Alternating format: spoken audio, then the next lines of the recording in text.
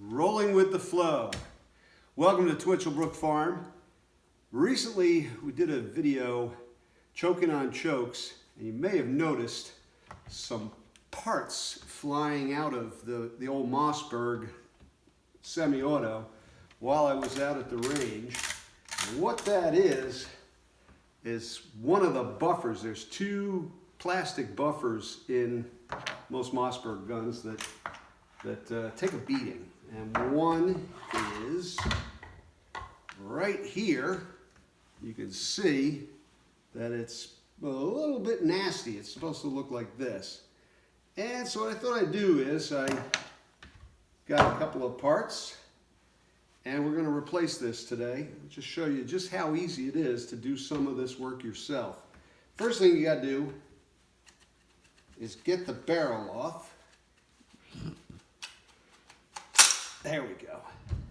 Next thing we want to do is we want to remove the bolt. So we just remove the charging key, and then the bolt is going to come out, and that brings the carrier. Take the O-ring off that we're going to replace. We're going to take this little piston ring of some sort out. That goes next. I'm putting them in order as I do this. Next is that. And then we have our whole carrier assembly out, and that'll go back in next. Then we're going to try to bring this piece off. And that's the buffer. That's the one that was throwing chunks at the out at the range. And to get the new one on, normally we got to get this spring off. All right, so we're working the spring off of the magazine, which is not being very cooperative. So we're going to take a minute. I'm going to do this off camera, and we'll get back to you. Oh, you're recording? Okay.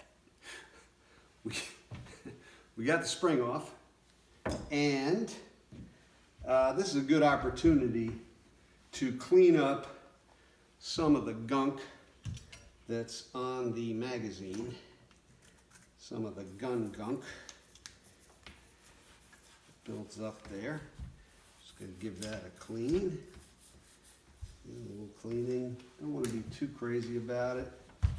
Just get it nice and clean. And then we're going to get some oil on that baby. Good old Hoppe's. Nothing like the smell of number 9. And here we go. Then we slide our buffer on as we're supposed to. The spring, let's see if it cooperates a little better going back on. Working the spring over the magazine. And there's little tools, little picks and things that gunsmith would use. I don't have those, so I'm kind of doing it the hard way. And finally got the spring back on. So, I'm sure there's a better way to do that. Next, we get our carrier and whatnot back into the gun. Away we go. And we gotta get this part on here. I think we have to do this way. Have to get the two of them together before we try to get the gun back together. Now we're pretty much on the home stretch. We got to put that little resuviator piston ring thing, whatever it is, get that back on. And then we are going with our new O-ring from the good people at Havlin Sales. If you're a Mossberg owner, you probably already know quite a bit about Havlin Sales. And we forgot to get the bolt back on. bolts back on. See how easy that is? And you know what you're doing, sort of. And I wasn't putting the charging lever in the right slot. Now we're good.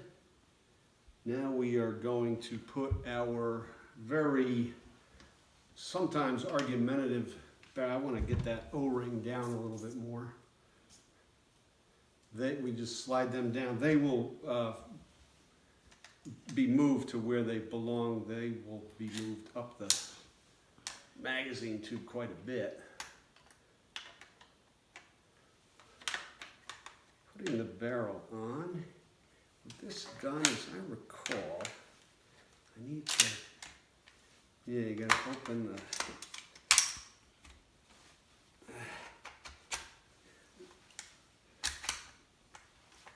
and there we go.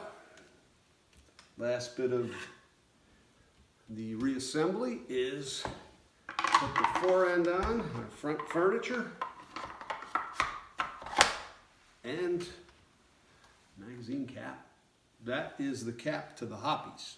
It won't work. Let's get the magazine cap. And while I saved you some of the frustrating parts where I was yanking on the thing, basically it goes together pretty quickly. Now we'll take it out to the range, run between the raindrops, test her out, see if she works. So we got her loaded up, and we'll see if she will do cycle properly with birdshot. That's a 50-50 chance of that with these old semis, but we'll see how she does. Safety's off. All right, we're gonna take out the trash. Ready?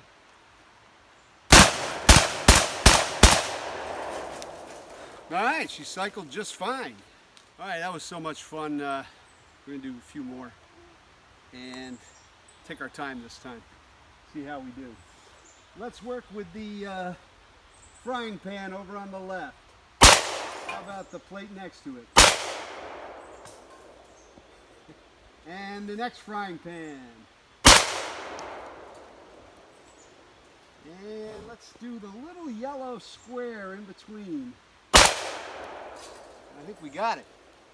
How about one on the propane tank? I think we got that too. I think we're empty. We'll get one more.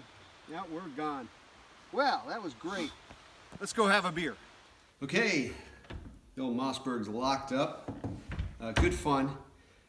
And just wanted to show you that you don't have to know everything about what you're doing to be able to do some simple repairs on just about any gun.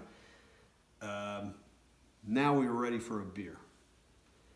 And I see something here. It looks good. It's got a nice head. This looks like a well-made beer. Cheers.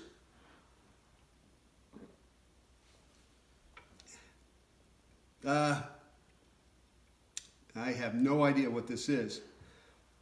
At first I wanted to say it's a good summer lager, but now I'm tasting it and I want to say it might be a pale ale. I don't know. It's a little hazy, so that's why I'm not saying lager, even though it tasted like that at first. But I'm going with pale ale. I think that's what it is, but that's good beer.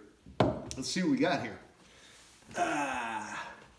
Okay, no, it is a Jackpot Juice Hazy IPA from Two Roads. I would not have placed this as a hazy IPA, probably because it's a little bit lower on the alcohol. It's 5.8%. Two Roads is in Stratford, Connecticut.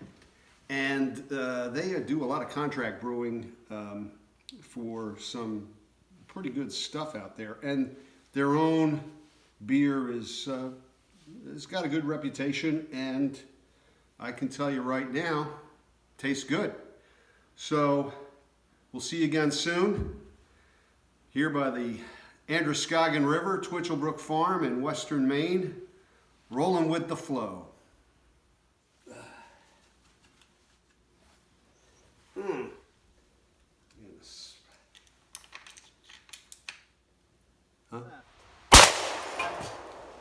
Oh boy.